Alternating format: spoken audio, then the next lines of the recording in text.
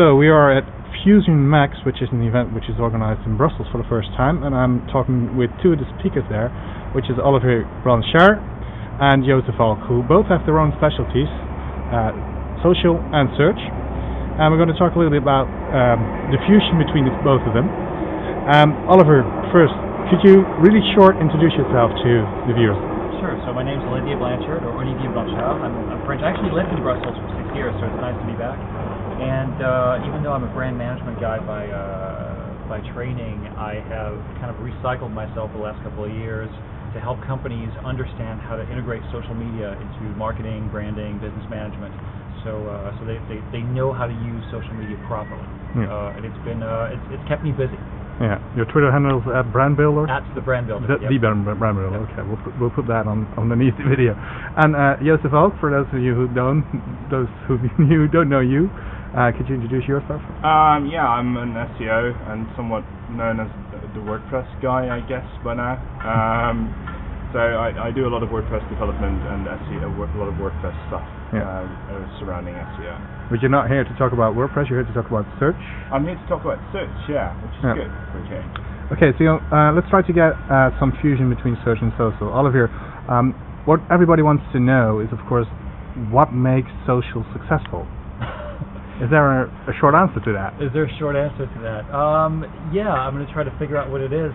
I think, what makes social successful is that we're, at the core, culturally speaking, and even biologically, we're social animals, just like bees and wolves. And so we look for that connection between people. We look for that connectivity. And over the last 100 years of the Industrial Revolution, we've kind of grown apart. The work days have become a little bit longer than they used to be. We're more disconnected. The computer world put us at a desk with email and created kind of a separation between people. And over the last 10 years, with the advent of social communication, social technologies, and what we now call social media, we've actually found a way to reconnect with one another using these same technologies, which are, by the way, kind of addictive as well, because there's a lot of gaming and rewards, and so what you have is this perfect storm of decades of isolation and this kind of death of the human being and socialization being replaced now by this rediscovery of this social connectivity through technology that allows me to, even though I'm very mobile and I live in the United States, my family's in Europe, I have friends and colleagues and clients all over the world, I can be talking to them in real time any time of the day. I can use video, I can use my phone, I can use my computer. So all of this, so it wasn't a short answer, but all of this is basically creating an environment and an emotion which can be used by businesses or organizations or governments or basically any kind of organization to connect internally through collaboration and more effective collaboration, and to connect with their stakeholders or their consumers in a much more personal, real-time and kind of 24/7 kind of way. That's so what we've been doing for centuries, only now faster and automated, using tools and the handshake at the store where the owner used to know your name and knew your family and you were friends with, now has scaled to a global platform essentially. Yes. What makes search successful? Well, everyone does it, which is basically the same as with social, I guess. Everyone uses it, so there's a tremendous audience to be reached. And what is the biggest differentiator, I think, from original marketing things is that search actually is demand-driven, so people actually want something that you're giving them. And you're delivering it to them if you're doing it right. You're giving them what they want, and which makes it a lot easier to convert people, which makes it a very high ROI, high conversion. So how do you use social within search? Well, the funny thing is that it's changing very rapidly, because Google has always used links as a method of measuring authority and seeing whether you're relevant around a certain topic. And the new links are the social mentions that you get out there from people talking about you and your product and your company, etc. So actually all this social chatter is making it easier for search engines in a way to determine who's relevant and who's not. because you can have thousands of links by buying them, like Overstock. If nobody's talking to you and about you online, then on Twitter and on Facebook and everywhere else, and the search engines can see that now in large part, then you basically don't exist, and they can use that very well in their algorithms. So Olivier, how do you use search within social? Oh, what he said. So yeah, well, you know, it used to be really difficult to find information, and it was time consuming. If you needed to find a plumber or an expert in something, you opened the phone book. If you needed to do research on a company, you had Dun and Bradstreet, for example.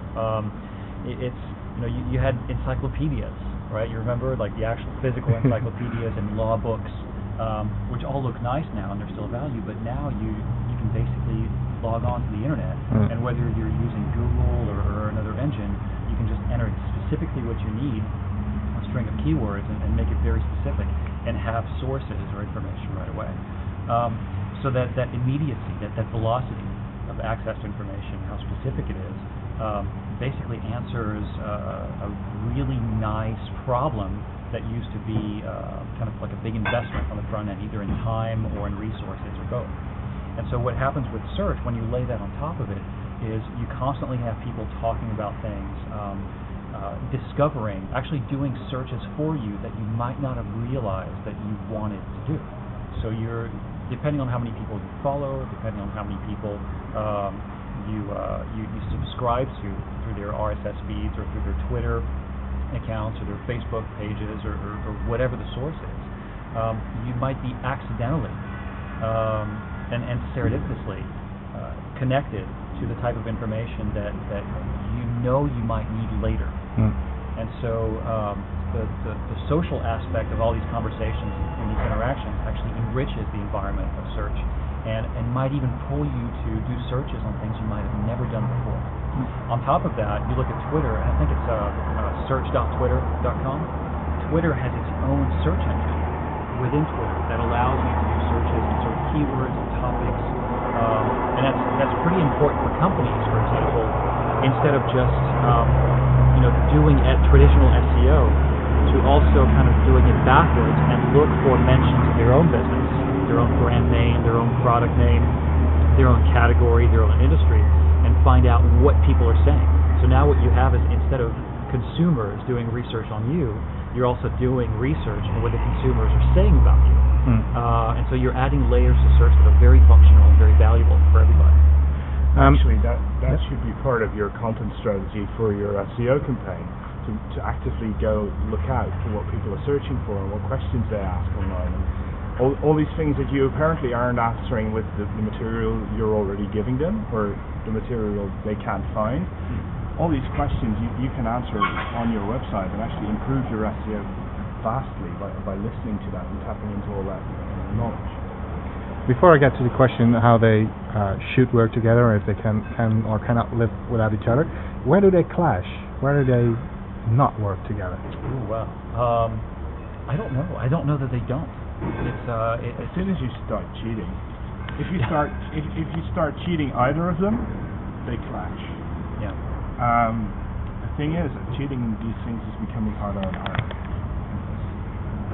Olivier mentioned in his presentation this morning, it's very hard to keep up appearances for 20 years. It's also very hard to keep buying links for 20 years. We've seen that in the last few months. So as soon as you start cheating anywhere, you have to cheat everywhere, and it's very hard to keep that up correctly. Yeah. Okay.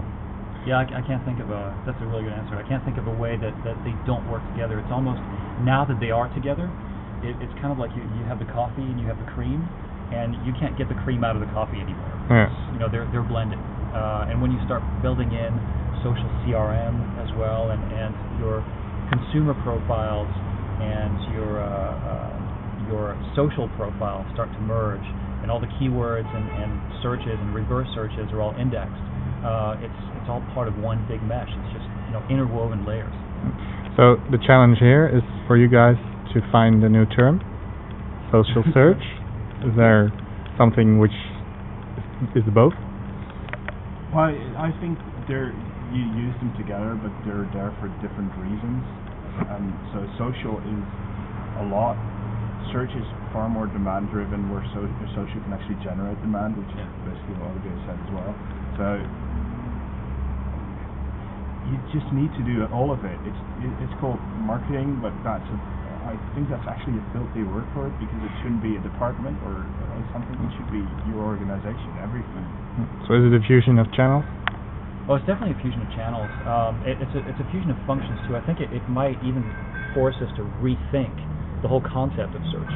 So far, search has been very kind of one directional in a way. The same way that marketing used to be one directional, where you created the message and you pushed it out to the masses. Search has been kind of the masses doing search on particular topics, and search is becoming so much more organic and coming from different directions that we might think of it more as kind of a collective intelligence. And I'm not saying intelligence as in intellect. I'm saying intelligence like espionage, without the negative connotations, but the type of data acquisition that we look for as humans. Use data acquisition is kind of not very human sounding, but yeah, some kind of collective, purposeful intelligence gathering that's from the top down, from the bottom up, and then everything in between. So would you guys agree? No more search conferences, no more social conferences, just mix? I'll let you answer that first. Well, you can do conferences in either one, but I think both conferences would be quite technical and talking about tactics and not strategies, because you can't do strategy for either without thinking of the other one. Okay, so when it comes to strategy, they have to mix. When it comes to technical parts, the tactics are different. Yeah. How about you, Oliver?